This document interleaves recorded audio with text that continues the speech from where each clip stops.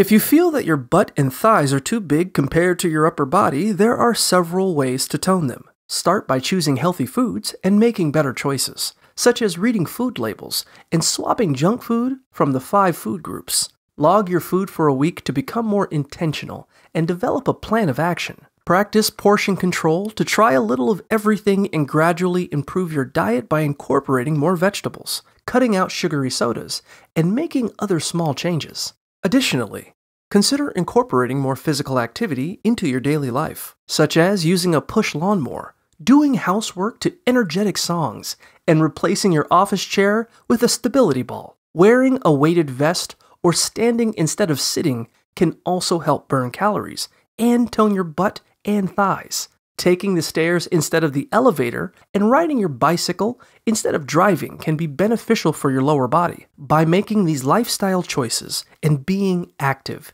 you can achieve a fit body without extreme dieting or intense exercise.